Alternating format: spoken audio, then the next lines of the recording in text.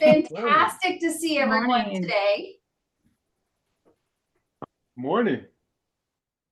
As you know, we are coming to you live today from our new office for the Southern Illinois Community Foundation Nonprofit Center. And I wanted to just be able to give Byram just a moment just to kind of, you know, tell everybody, maybe not necessarily reveal our secret location, but just a thanks to all the nonprofits who we've worked with over the years that make something like a nonprofit center possible. Yeah, well, thank you, Michelle. So Michelle and I are actually coming to you for the first time from the new SICF Nonprofit Center. There's still some things we've got to do. We haven't moved everything. I've moved just enough stuff to have some things behind me in here. But the ultimate goal here is, and actually I should say, Mr. Darrell Wimberly is actually here in the same office building with us. Connect 360 and many of the groups that Mr. Wimberly represents are also in residence at the Nonprofit Center along with the Community Foundation. So, and the goal will be to provide, you know, we have a large conference room, a small conference room, and other meeting spaces. Even if you just need a desk for a day to work at, to get away from, to find a quiet spot, maybe working on a grant or something else. And that's what the goal here is, to provide something that all nonprofits can benefit in Southern Illinois, and give a place where we can collaborate together and work together. And so there's a lot of stuff coming forward. We can't wait to share more of it with you. But it has been a long time headed this way. And then I'll also just, you know, thank Michelle, because on Saturday we had our first all board summit, and a few people on this call were that I can already see that were there. And it is everything that I had wanted it to be on that first time, and then I can see where we're going to grow from it. It's that place, again, a place where we can all share and talk about that stuff. And then can I do one more thing, Michelle? So we just posted on Facebook that yesterday we were notified that the foundation, in partnership with University of Illinois and the Western Illinois University, partnered together to apply for a grant called the Healthy Food Financing Initiative. And as excited I am about the money that's coming in and how, yes, we did get a grant. One of the things we talked about on Saturday was that this is a yes that we got, a grant that we did get, but there are 10 others that we did not get in the last 9 months. And so one of the things I said Saturday, and that I'm going to start saying a lot more often, is all of those no's that we get when we apply for money, when we ask for money. Molley, I don't want to take away from our speaker today, but all of those no's are what lead to the yes. So we have to work and we have to accept those. And so again, I don't want to take away from it, but it's the grant that we just got is because of a lot of other work. And so I'll stop there. Thanks, Michelle.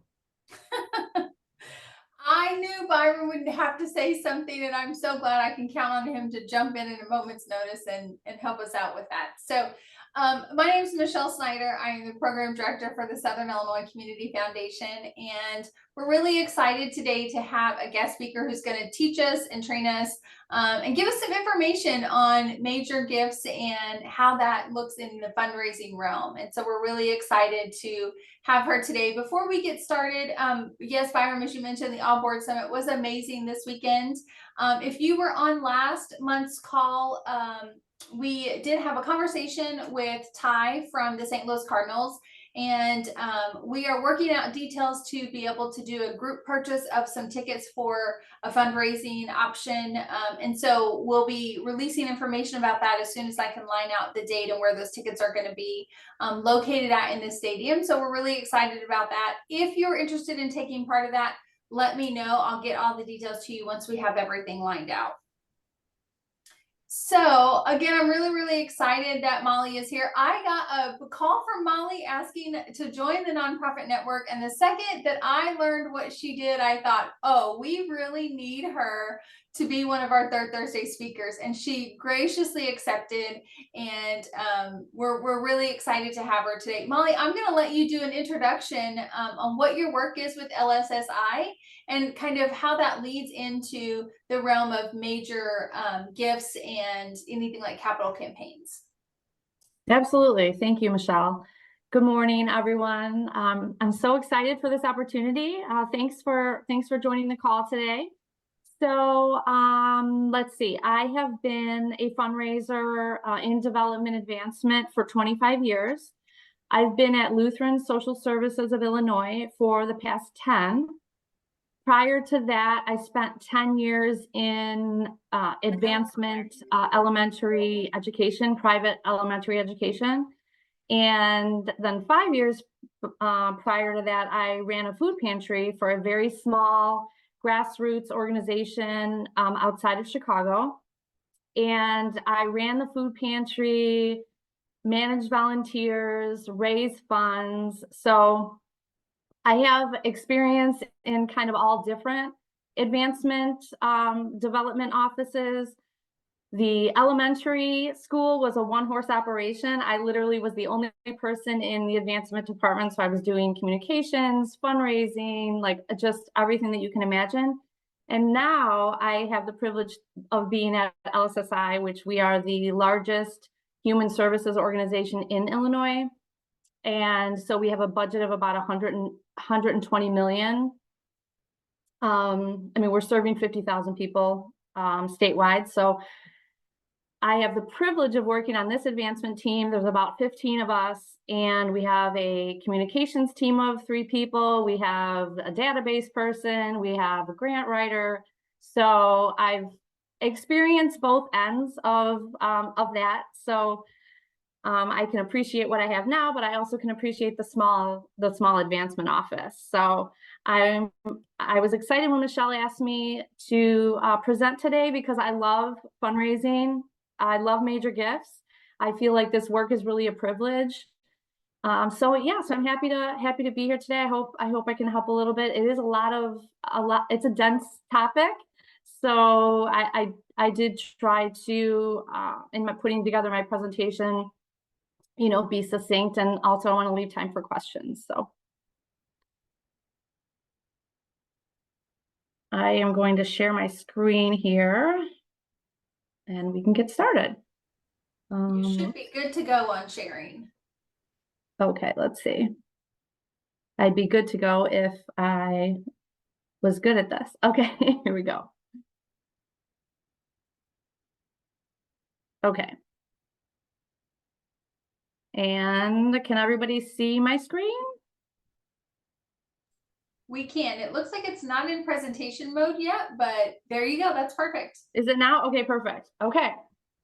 So I wanted to title this presentation, "You Can Make the Ask," because so many people that I come in contact with in the fundraising world and outside of the fundraising world, people say, "Oh, I could never ask for money." And I always say, yes, you can. You definitely can. I know it can look a little scary sometimes, but here is what you want to keep in mind when you are in fundraising, thinking about having a conversation with someone about supporting your organization's work, is you are not asking for the money for yourself. It is not for you personally. It is for your organization. It is for the work that your organization is trying to accomplish. And a really important piece of this is you have to fully 100% believe in the work of your organization. There is no faking it when it comes to this. Authenticity when you're working with donors and people and relationships is first and foremost. So honestly, when you meet with someone and you talk to someone about a project that your organization is working on, it's just really key that you wholeheartedly believe in the work and what you're doing, because that is going to come across to the donors, and they're going to understand your passion, and you're going to be able to convey your message in a way that comes from your heart. So you want to, as far as how do you define a major gift for your organization? So that's going to look different for every organization, because some organizations are very small, some organizations are very large. So So really that you are going to define based on a number of factors. So how large is your organization? What is the largest gift that you've received so far? What is your organization's budget? What is the total amount that you're currently raising annually, and what do you want to raise? You might start by thinking about a particular project that you want to get funded and the dollar amount that that project will take. And then that'll kind of give you a starting point, because it might feel like you're just, you know, shooting in the dark here if you're starting, you know, from no framework. So think about a gift that will have a significant impact on what you're doing, and that's going to be a major gift for your organization.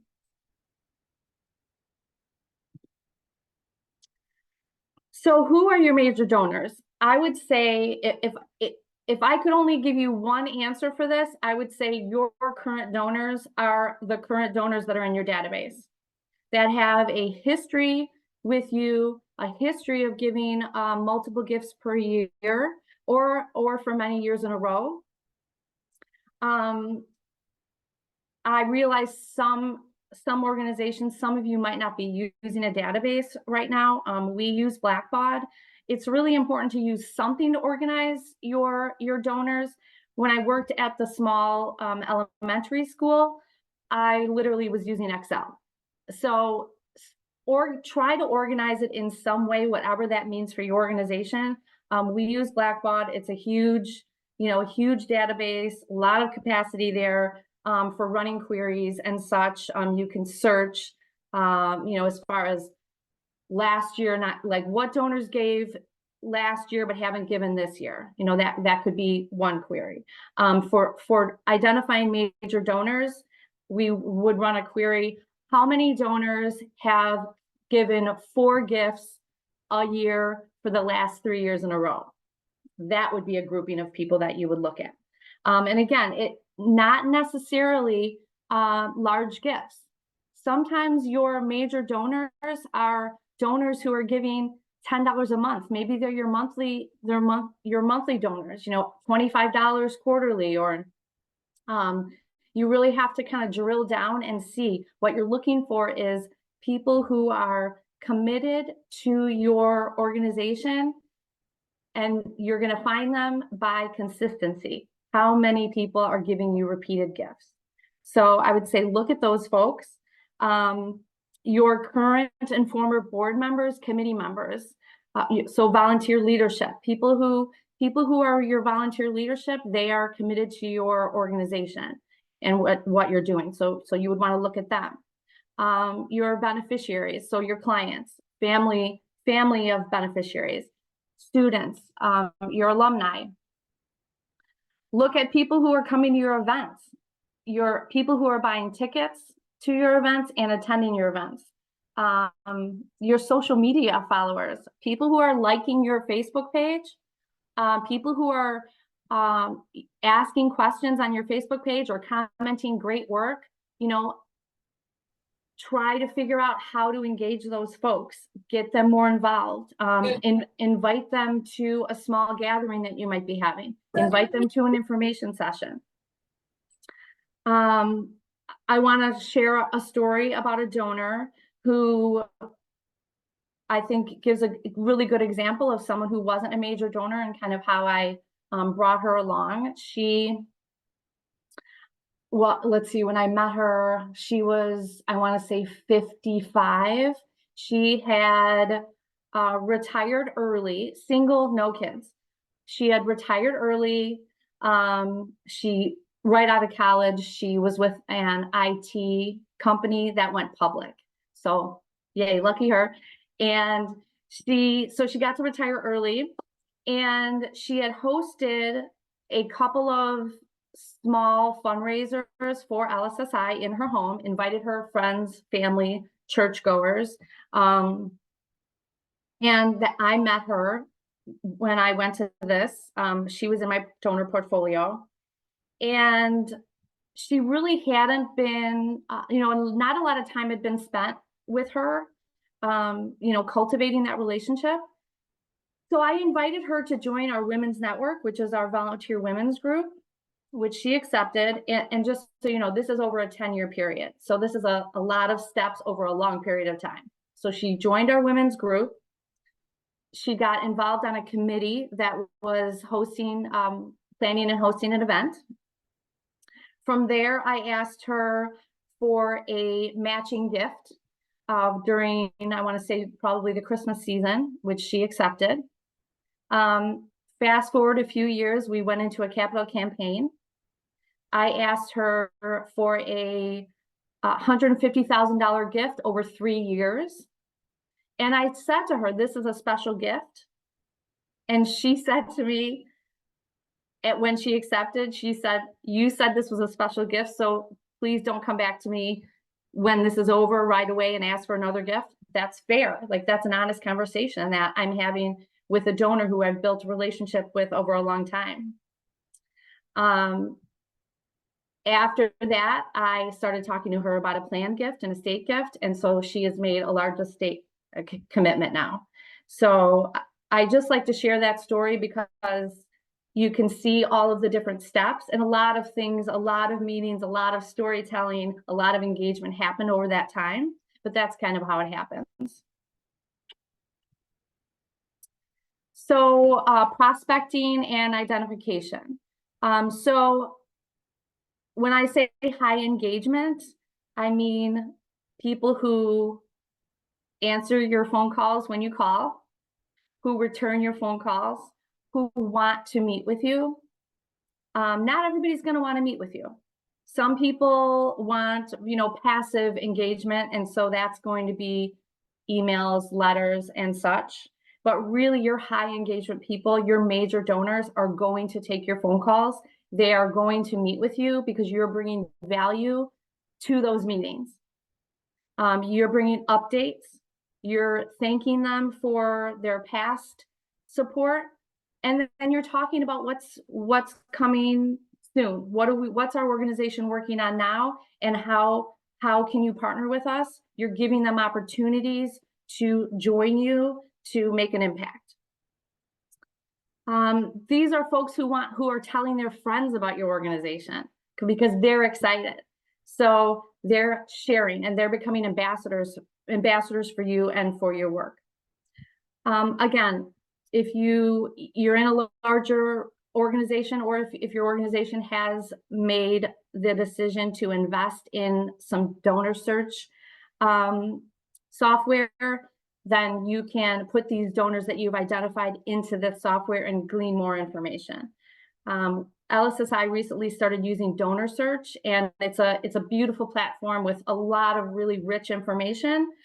But I have to say, I have never really been a fan of wealth screening tools. I feel like really the way you are going to get to know people and in turn get to know their capacity is by talking with them and building a relationship with them. So the prospecting software, I'm not discounting it. I think there is some good information there, but I can tell you that sometimes it'll tell you one thing and the truth is something completely different. So I would say if you use it, take it as a grain of salt. It's a starting block for you to go and build a relationship with someone. You also should look at your mid-level donors who consistently give. Again, that's the consistency in giving. And referrals from your current stakeholders are going to be key. So your donors, board members, volunteers, such a big part of the job of those folks is to introduce you to their networks. So it's really important when you are looking at board members and looking at folks to invite in as volunteer leadership, that they understand that a big part of what they're going to do for your organization is become an ambassador, and they're going to work with you on expanding your network of donors and bringing more people in. So, and it takes training. You have to ask, you have to give examples. It's not going to just come naturally, and some people don't want to share their networks, And some people do, and I think you'll find a lot of value in those that will help you in that way. Oh, what happened? Oh gosh. Oh no, you're seeing my last screen. Hold on, let's go. I don't know what I did. Okay. Where am I? Sorry about that. Okay. So, cultivation. Cultivation is going to be the time that you spend getting to know people and getting to know your donors. And how do you do that? Also, I want to say you're not just getting to know them, you're letting them get to know you, because this is a relationship. So being vulnerable, sharing about yourself, there's obviously a fine line. You have to figure out what's right for you. But if you're going to be in an authentic relationship with people, that also includes letting them get to know you. I put on here a structured interview because I remember when I was new to LSSI, it was really helpful for me to have a kind of a written out list of questions that would guide the conversation that I was going to have with people. So if you have young fundraisers on your team, or if you are new to an organization or meeting with people for the very first time, this is a really good way to just have a way to guide a conversation and get some really good information about people. So as an example, and I'm happy to share our structured interview questions. I want to say there's 10 or 15 in the whole plan, but I'm just going to share a couple with you here. So you ask, we are conducting structured interviews with some of our donors, our stakeholders, and would you be willing to participate? It's really important to us that we get feedback from people who care about our organization and who care about what we're doing. So people usually say yes. People like to be asked for advice and help, and how do you see our organization? It's important to us what your opinion is. So some examples of questions. How did you first learn about Save the Squirrels organization? Save the Squirrels is celebrating its 25th anniversary this year. How well do you feel Save the Squirrels? As a donor, is there a particular program that has made an impact on you? Do you believe Save the Squirrels has made an effective use of your donations? So you can see all of these questions are guiding questions that are going to open up to a bigger conversation. Michelle, did you have a question? I did. I just wanted to ask, so when you talk about cultivating this relationship, my question is, like, what does that look like? Are these phone calls? Are these lunch meetings? Are these dinner meetings? Are these invite them to an event that's happening in the community? Like, what's this kind of starting point for that, or what does that look like? Yeah, so my next slide is engagement, and I am going to talk about that. So let me just make sure I have covered everything here, but I can always go back to that too. So you want to create opportunities to get in front of people, because unless you're in front of people, you can't talk to them and you can't build a relationship. So there are lots of different ways. Obviously, the structured interview is a one-on-one meeting. So you are calling them. What I do is I call first. And if they don't answer or I don't get a phone call back, I right away send an email. Hi, following up on the voicemail I just left for you. I'm going to be in your area next Tuesday, and I would love the opportunity to get together, give you some really important updates on LSSI. We have a new strategic plan I'd like to share with you. The project that you funded last year is doing, so well, it's growing, and I would love to update you on all of those of those things that are happening. Can we meet for lunch or coffee? I hope that gives you like a little bit of a starting point. I really like calling. I think calling is really the best way. I text a lot of my donors now. You have to kind of figure out how your donor wants to be communicated with. Some text, some email, some phone calls. I mean, I feel so fortunate because I've been with LSSI for 10 years. I've really been able to build really close relationships with my donors. I have about 120 donors in my portfolio, and I want to say, I'm working really closely with maybe 40 or 50 of them. And I am at the point now where I can send a text message, get an immediate response, like for a meeting like tomorrow or the next day. So, I'm fortunate in that way. It does take time, but I still have donors who, they don't want to take a meeting. So if you can't get in front of someone in person or on the phone, or on Zoom, I also, of course, you offer Zoom.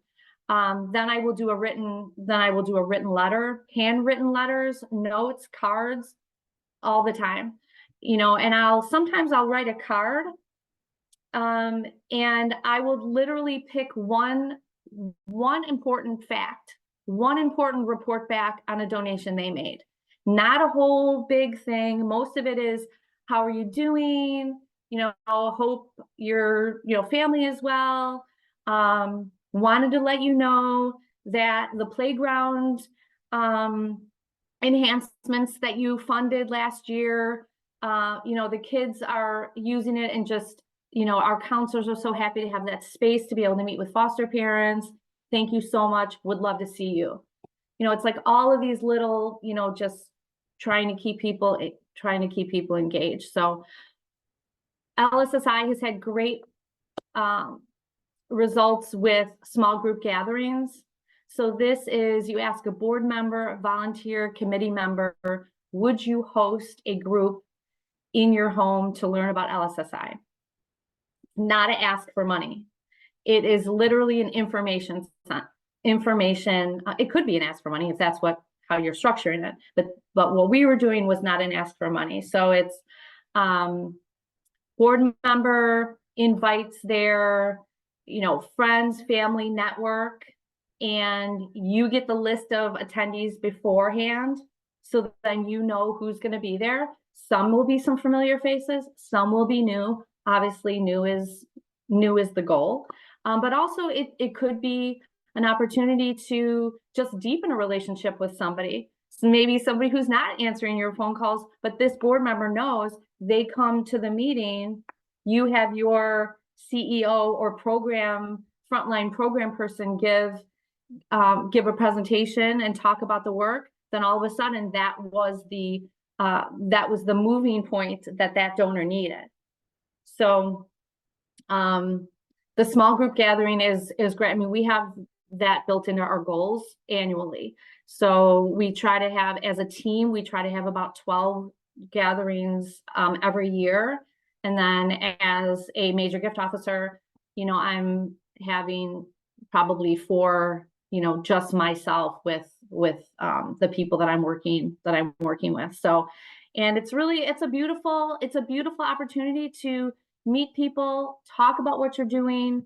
And I can tell you 100% you are going to make connections that will, go into the future. So I have people who will email me later. They'll come up to you after your presentation and say, can I have your card? Can I ask you some questions? My family member, my neighbor was in one of LSSI's programs. You guys do such a good job. So it's all of these things. We're really lucky because we do a lot of church work. So like, for example, this Sunday, I'll be at a church in Arlington Heights, and I'll be doing the adult education forum. So, I mean, that's huge. I'm going to be in front of probably 40 people talking about LSSI, and people who have chosen to come there because they want to learn about LSSI. So it's kind of all these little opportunities. Events. Events are a great opportunity because you can't ask your board members to fill a table with new people. And I know events can be a little, not controversial, but organizations sometimes don't want to do it because it does take a lot of staff time. For us, because we do have a larger staff, you know, it's worth it for us because we have 350 people attend. We have, you know, we always honor someone, a longtime donor, and then we have our program staff come and speak. So it's, you know, we have had success with events. We really only have 1 to 2 large events every year. So it does take a lot of staff time. So, and then inviting your prospects to volunteer, you know, and that'll be easier for some organizations than others. Like for us, it's difficult for us to have volunteers because we're working with child welfare, substance abuse. I mean, we're working with all of these, you know, different areas where there's a lot of confidentiality. So for us, we do struggle to find volunteer opportunities, but for some organizations, volunteer opportunities are going to be a no-brainer. So if you can get folks to volunteer hands-on work, that is an amazing way to engage people. And I can tell you the younger generation of folks, so like, you know, 25-year-olds to, you know, 35, 40, they want to do something that getting their hands dirty. They want to do something where they are seeing the work. So, you know, it can be tricky. I use the slide all about me because when you're getting to know folks, it should be all about them, really. I will share a little bit about myself. So it, you know, because you are trying to build a relationship, but really it's asking them all the questions, you know, getting to know them. How many kids do they have? What do they do for a living? What are they interested in? They're interested in other things other than your organization. So getting to know all of those types of things. Try to find out what or other organizations are they supporting, because that's going to be very telling, you know, about them and other things that they care about. And I always say to people when I ask them, what other organizations are you supporting? I always say, there are so many organizations out there doing good work. We're not the only ones. We know you're going to support other organizations, and that's beautiful. Please stop me if you have questions. So the ask. So you've done all of this background work. You have gotten to know your folks. You have done your research. You have talked to them about what they might want to support. And you have let them know what the needs are. You have invited them to walk alongside you in this work. So you set the meeting. I know a lot of this work with donors is now happening virtually and on Zoom. And if you can be successful with that, then, you know, more power to you. Then I would say go for it. For me, Zoom is a last resort. For me personally, I want to be in front of people. I want to be sitting across the table from them. I want to be having coffee. I want to be in their living room, seeing all their family pictures. They can talk to me about their family. I want to meet their dog, like all of these things. So that's going to be up to you. So you're sharing, telling them what the purpose of the meeting is.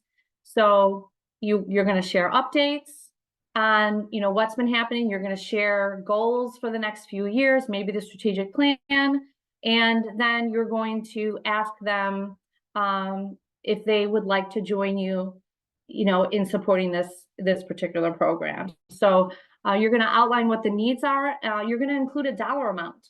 So I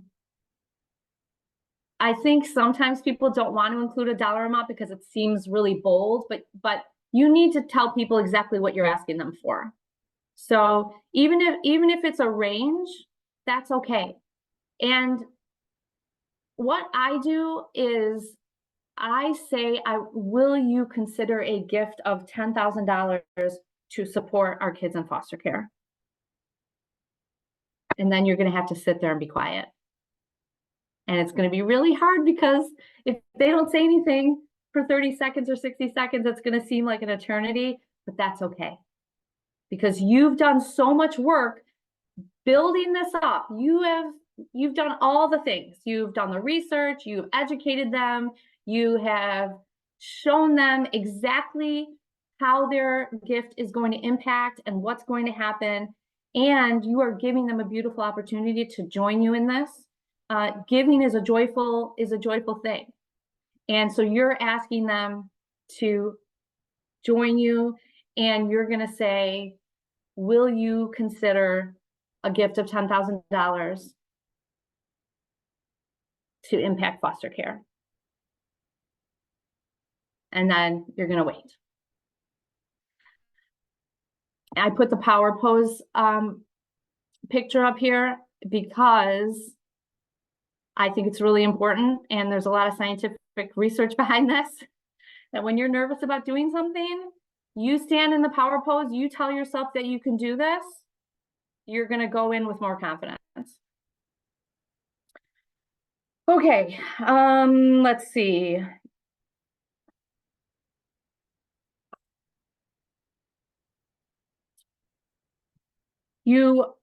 I want to say, you can also offer the multi-year gift or pledge. Like if you ask someone for a $10,000 gift and you can kind of see maybe that was a stretch for them, after you've waited through the little bit of silence and let them talk, then you can say to them, we could spread that out over 2 years. That's okay. Maybe that's going to make it maybe you're going to get a yes then, giving somebody the option of spreading it out 2 years, 3 years, that's okay. And on the back end of that, for your data people and the finance people, there's rules about that. You have to, in order for it to be counted in the system and whatnot, you do have to have something signed that it's a pledge agreement. So, but that's going to be talking to your finance folks and the requirements around that. So storytelling. Storytelling is the most important and powerful thing that you can do. So you can talk about facts, you can show them statistics and all of these different numbers, your dollars have helped X amount of people, but you have to tell a story. You have to tell them about Susie, the single mom whose kids got removed from her home. And right when they got removed, she said to herself, I am going to get my kids back, and I'm going to do every single thing that I have to do to get my kids back, no matter what that means. And you, caseworker, are going to help me do it. And then Susie does all the things, goes to rehab. We help her find a full-time job. She gets back up on her feet. Our prevention case workers work with her on parenting skills. And guess what? She gets her kids back. And because of your support, she was able to do that. That story is going to be so much more impactful than the statistics. So just statistics are important. People want to know you've served 50,000 people this year. The average income of our clients is less than $5,000 a year. All of those things are important, but the storytelling is first and foremost. One of my, I don't want to say pet peeves, but something I really pay attention to is if the person is in a relationship or married, partner, what have you, I always try to have both people there, because people make decisions about money together with their partners. If you're asking someone for a major gift and you only have one part of the partnership there, that person is going to say, I have to talk to David. So, and also I feel like it's a respect thing too. Like I am never going to focus on one person in the partnership, because both people are making the decisions and they're important, and I want them both to be there. And I want to build a relationship with both of them. So obviously it doesn't always happen that way. And sometimes one person will be more involved. Like you'll have one person on the board and the other person isn't as involved, I still always invite them both. I address both of them. I will send, the wife of our board chair, a different message about something that I know she cares about. Oh, I was reading this article and I thought of you. How are you doing? Oh, would love to see you next time. Eric and I are going to have coffee.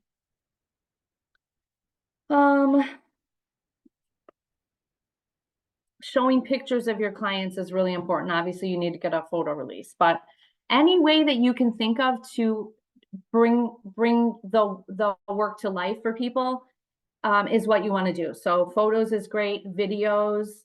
You could have a program person make a video, and it could be 30 or 60 seconds. Thank you so much for sending the backpacks. I personally delivered them today to 10 of our clients, and you should have seen the smiles on these kids' faces when they got a brand new backpack with their own school supplies. They don't have to take the old, half-broken pencil to school. So think about ways to really make what you're doing come to life for people. Sometimes the answer is no. Sometimes you're off base on the amount that you ask. That's okay. And I can only tell you what my experience has been. No one has ever gotten mad at me for asking them for too much money. Sometimes they'll say, whoa, Molly, that's a little bit out of our, ability right now. And I'll say, oh my gosh, no worries. What would work for you right now? What were you thinking? It doesn't happen that often because hopefully you've done a lot of research and you kind of know what the capacity is. But it does happen. I have this beautiful couple that I work with. When we were in our campaign, I'd asked them for, they weren't going to be the $250,000 donors, but I thought they would be, 25,000-ish. And so I put a proposal together. I asked them if I could bring a proposal and sat down with them, and I asked them for $25,000, and they had just put a new roof on their house.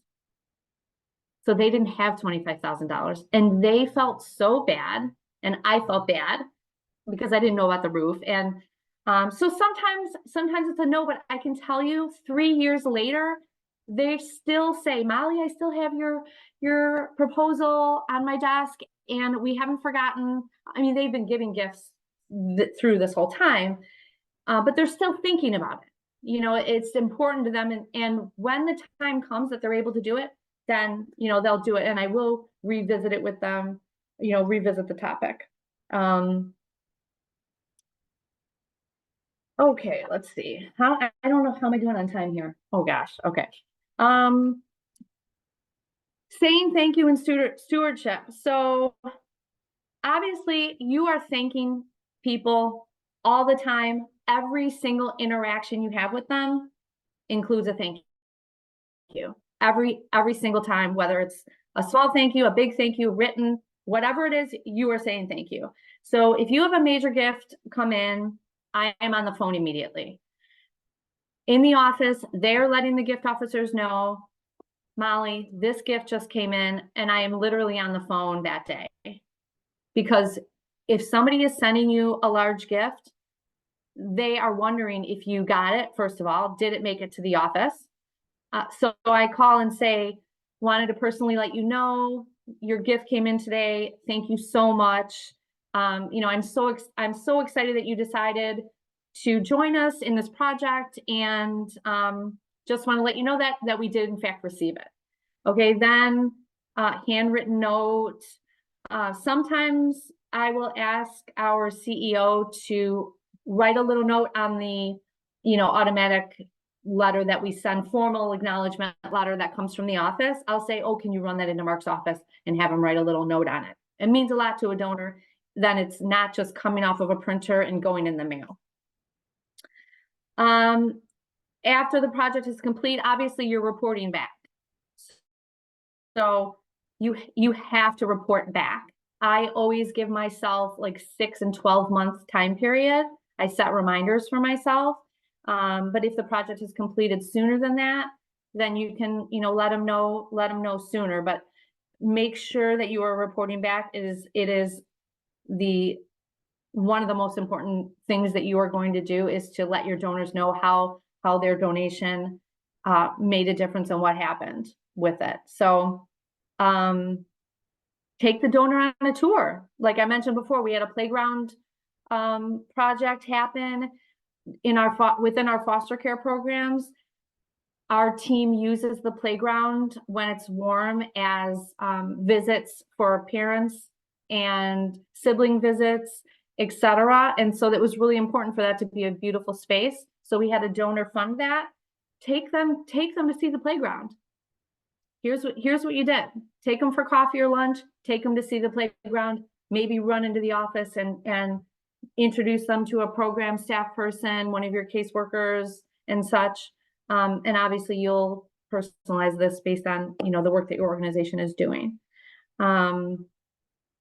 It's really important to have touch points with your donors that don't have anything to do with asking them for money. So it might be just information. Oh, I was on an update today with our president and he or she shared X, Y, and Z, and I thought you might think it's important, or I thought you might be interested in it. And that's it. How are you doing? I will take our frontline workers on a meeting with me. Nobody can talk about foster care and substance abuse better than the folks who are running the programs and meeting day to day with our clients. They are going to be able to tell the story of our clients much better than I can. And you're introducing donors to other people in your organization. So that can be really, really important. Celebrating big and small gifts. I can tell you that we have donors who will give $10 4 times a year, and then when they pass away, they leave $1 million gift. It happens. So you have to pay attention to all of your donors. I mean, obviously some are going to get more attention than others, but yesterday I had to do some investigative work to find a donor of ours that's 97 years old and got moved to assisted living, and I didn't know how to contact her, and I want to send her a card. Obviously, I'm not asking her for a gift. I know she's made an estate commitment to us, so it's really important for me to make sure that she knows we're still thinking about her. We still care about her. She supported our organization for a long time. I want to get a card to her. So I want to just talk really quickly about plan giving, because that's another topic that people can be afraid of. If you are talking to donors about major gifts, you should be talking to them about planned gifts as well. Those conversations are all tied together. So if your donor is consistently giving, supporting the organization, engaged, and giving you major gifts, that you should be talking to them about a planned gift, because that is how important your organization is to them. And I always start out the conversation by saying, we know that you are going to think about your family, of course. We know that healthcare costs are expensive and on the rise, and long-term care is expensive, and you don't know what's going to happen in your future. So, you have to think about those things. We know you're going to probably give to your church. I mean, we're a faith-based organization, so that's probably true for us. Because I know that you care so much about LSSI's work, and we've been around for 157 years, and we hope to be around for another 150. Making an estate commitment will help us continue this work for hopefully another 150 years. And when you are putting your estate plan together, I am asking you to consider a small piece of that pie designated to LSSI. And it can be as easy as 5% of my estate I leave to LSSI. Whatever that is at the end of the day, whatever all of that, after the healthcare and whatever it is, 5% of my estate I leave to LSSI.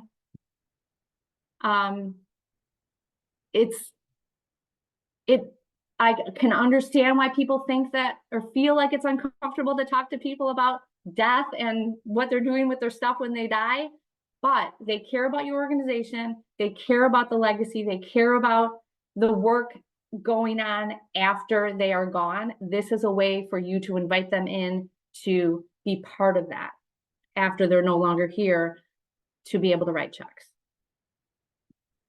I have a story, I can share a planned giving story, but I want to leave time for questions, and we only have 10 minutes left. So are there questions? Oh, I have to show you my last slide, which is my new puppy. I just got her this week and I wanted to put her in the slide. So there she is, Winnie. She's so cute. Thank you. Thank you. So what questions do you have for me? I know this is a lot, you know, it's a dense topic. She's so cute. Thank you. Thank you. So what questions do you have for me? I know this is a lot, you know, it's a dense topic. I think it's a great one. So definitely, if you have a question, feel free to unmute and ask your question. If not, I've got just a few that I kind of thought of as Molley was talking, but I'll definitely heed the floor to anyone that's got a question. Well, Michelle, I'd be happy to step in front of you. Molley, this is Ed O'Donnell. My wife and I started a program for writing a weekly meal in Murfreesboro, Illinois, a small town in Illinois. And we've been doing that about 2 years. Beautiful. It has been, but it's very small and it's very localized. In terms of asking for, I'm new to this. We just decided this is going to be our retirement approach, blah, blah, blah.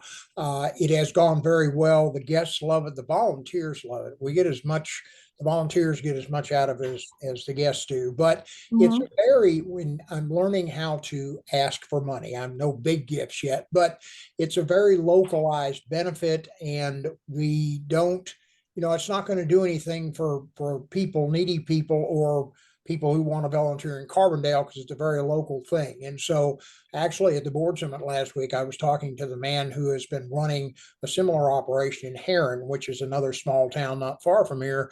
And he said, you know, it's all about local connections. You talked a lot about connections, but connecting with local people and getting the smaller donations because it's in their area. Any suggestions as I start to move beyond donations that are to help pay the lights and buy the food and things like that, and look at there's some programs we'd like to do to expand what we have in the facility. I know I'm being rather long-winded. I apologize to other people on the call. Suggestions in a small town operation like ours for approaching people. We're new, we don't have a long track record, and we have a very specific focus. We're not like LSSI taking in money to help a lot of folks in a lot of ways. Suggestions about targeting people in that environment, in that type of environment. I'll shut up. Yeah, thank you. That's a beautiful, it sounds like a really beautiful program that you and your wife have started. I think because we work so closely with churches, my initial instinct would be to ask you what churches are close in that area that you are serving the meals. Yeah. And could you get a meeting with the pastors, priests, and such at the different churches, and then possibly get time in front of the congregation to talk about it, to look for volunteers and to ask for gifts. You know, maybe would the church do, you know, a free will offering for you on one Sunday? You know, there's a lot of different ways that you could use the church community to help you, you know, help you fund this. And because that way you're going to get volunteers, which money follows volunteers. But also I just think what's going to happen is when you meet with the church leadership, you're going to get suggestions for other connections in the community. Okay. Does that Thank make you. sense? It does, makes good sense. Thank you. One last quick question.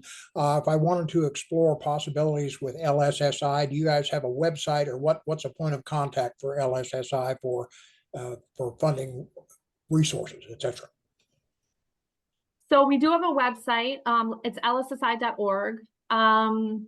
And we have two big programs in your area. We have Children's Community Services, and then we have our Prison and Family Ministry. Our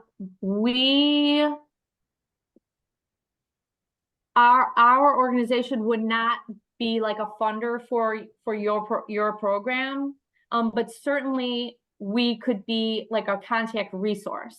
Okay. The people in the Marion office, especially within our prison and family ministry, because we're working with returning citizens, they have a lot of different contacts. So for sure that could be a resource. Thank you, Molly. Thank you. Anyone else? And I'll kind of jump in and just say too, one of the strengths that you'll have in Murfreesboro is, when Molly mentioned visiting the churches, the other thing you can do is we have Vacation Bible School coming up. And so try to partner with each and every church so that those donations that come in for Vacation Bible School can, be allocated at least even a small portion to you. The other thing I would just mention is, at the Community Foundation, we have the option for our nonprofits to build, to have a fund here. And so part of that is really that idea of leaving a legacy. And, I think hopefully Byram's going to have, I'm working with Byram to do one of our upcoming Third Thursdays on what those funds look like. And so we do have options where if people aren't ready to give right now, that we do, you can establish a fund here and you can, really promote the fact that they can give at any time, and that will help the legacy of what you're doing in Southern Illinois. Even if they can't give today, the fund is available. It's open for, donations and stuff like that. So that might be an option as well. And then we always encourage our nonprofits, anytime you do a fundraiser, save 5%, 10% of that fundraiser, start a fund and put that into a fund as an endowment, and then that money will be there forever. Right. So just a small portion of that can go a long way, and you'll start seeing kind of the fruits of that later on. But my question was, is the cultivation and engagement, would that be the same for an organization as it would be a person? So if nonprofits wanted to develop that relationship with an organization that gives, would that kind of be the same process? Definitely. So you want to work with figure out who in the organization is making the decisions and who in the organization is part of the conversation of where funds are getting allocated. And then you're going to engage those folks just like you would engage an individual donor. Yeah, the process is very, very similar. We take our foundation folks on program tours. We invite them to our events, we steward them and cultivate them the same. Perfect. Michelle, I would ask a question. Because I really like what you were talking about, when you were asking the question, and sometimes it's an awkward pause to wait and hear, but it's that, the example you gave about someone who asked for 25 and they just not going to happen, but you now learn so much about them. And so that's the no, but all of that's leading to now they're giving you some yeses, small today, but they can build over time. Absolutely. And I think that the small donation, sometimes a recurring, a $10 donation every month is still better than a one-time $50 donation. Because if that $10 keeps going for the full year, you've got 120. And once they become accustomed to that, then they can keep building on it, right? Right. And what you learn from someone when they decide to give you $10 a month or whatever it is consistently is that your organization and the work you're doing is a priority for them because they have built it into their budget. Yeah. Yeah. Absolutely. Yeah. Absolutely. But I think one thing that I want to say that I didn't say about major gifts is you want to think about major gifts more as a gift of assets, not a checkbook. So really, when you make that leap, that you are not asking someone to write a check, you are asking them to look at their assets and to share those with your organization. So that's their retirement fund giving. So that's your required minimum distributions. That's gifts of stock. That's estate gifts. It's these types of gifts that are major gifts. So I realize some people, will write a check for $5,000. But what that tells me about them is that they have a lot of capacity, and that's not actually a major gift for them. Yeah. So you want to get to the point where, well, what is a major gift for this person? And that's what you're working towards when you are working with major gifts. Right. That was actually kind of profound to think. Like, most of us would think like that $5,000, somebody that could write a check would, be a major gift. But you're right, if they can literally pay that out of their checking account. Mm-hmm. Right. And that is a major gift. I mean, if somebody Yeah. writes you a check for $5,000, that's amazing and so generous and should be celebrated. But then as a fundraiser, your next thought is, okay, what are going to be my, what's my next ask? It might not be for 5 years, but, it should make you pause and think about, what, how you are going to, invite these people to deepen their generosity and their relationship with your organization, what that's going to look like over the next 5 years or what have you. So. And then one thing I do want to add too, so, and Michelle, I think you probably said it earlier too, but obviously I'm not your accountant, I'm not your attorney, so I'm not giving you professional advice. But you talked about pledges, and I think it's important, like for LSSI, probably the pledge and managing them, because and again, you should all talk to your accountant or whoever gives you actual accounting advice, not me. But pledge accounting, when you record a pledge of $5,000, it actually becomes revenue in the year if you're doing that accrual accounting. So there's accrual accounting and cash accounting. The foundation, we currently don't do pledge accruals because you take it as a revenue this year, but you don't actually get the money, and you can then record it as a liability. And then if that pledge never comes through, then you someday have to write it off as a loss. But it is something that can happen, and nonprofits should very much consider which way works better for them. And if they're very good at it and they can keep track and they make sure their pledges come through, that how you record it is definitely an important thing to consider. So. Absolutely. And that is not my expertise at all. And that's why I mentioned it, because I know there's something that has to happen with finance. Yeah. But I don't know like what the rules are and those things. I know for our campaign, we did ask people to sign a pledge agreement. And at the end of the day, people can change their mind. Yeah. So for me, I'm not like crazy about, oh, I have to get my donor to sign this pledge agreement. But I know that if you are, with accounting and all of that, you should look at that. Absolutely, because you can change your will. Everybody's will can be changed up until you are not here to change it. And so we use sometimes what we call more of a promise or a intention, like a intention of gift, because we don't do accrual accounting and we don't accrue that pledge. So we do it and we keep track of it in a separate way. So, but again, everybody should talk to whoever helps them with their actual financial advice and figure out the way, which way it makes sense. But the getting someone to say it's their intent to do it is very important. Absolutely. Any other questions?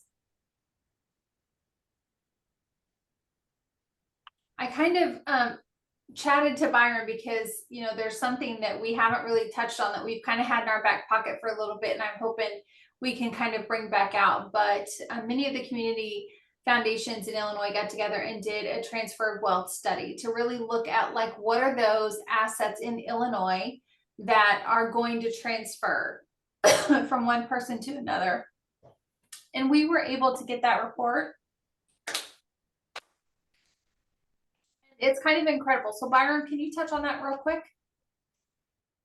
Sure. I mean, so the transfer well study has been done a few different times. The Alliance of Illinois Community Foundations and partner with a couple other foundations did pay for the study, and it is available and it's information, but it's not something that we are just hiding internally. It's just, it is so much information. We're trying to figure out the right way to spread it out. But the key there is that even if you don't, in Southern Illinois, we think we're rural and we just don't have the donors, but there is millions of dollars that in the next 15 years will transfer from one generation to the next. And so having those discussions saying, here are options, here are ways for donations or estate planning to happen.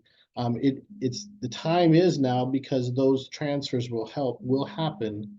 And so a lot of it is just so much detail in this study that was put together, but we do have it and make it available for anyone in Illinois to come through and kind of look at it, and we'd love to help find ways to use it. But because as nonprofits, we're not, what I love about today is that we're not competing with each other, but we're competing to make Southern Illinois better. So, and every nonprofit that's on here is helping address the needs in Southern Illinois in a different way, and we can't do without any of them. We have to have all the different services in order to meet the needs that are in our community. Well, Molly, thank you so much. We really appreciate it. If you don't mind, we can share your contact information if anyone has any kind of last questions. Absolutely. They have a chance to ask. So yes, thank you so much for the opportunity. I really enjoyed the time. And yes, if you have other questions or want to talk or need some ideas, I'm so happy to talk with you and offer what I can. I'm sure, as you can see, I love this work, and yeah, it's important, good work. So thank you so much for having me today. thank you, Molly. Thank you, Molly. All right. Well, I hope you all have a fantastic remainder of your Thursday. We'll go ahead and get the next Third Thursday scheduled and have that out as soon as possible. But again, thank you so much for joining us. Have a good day.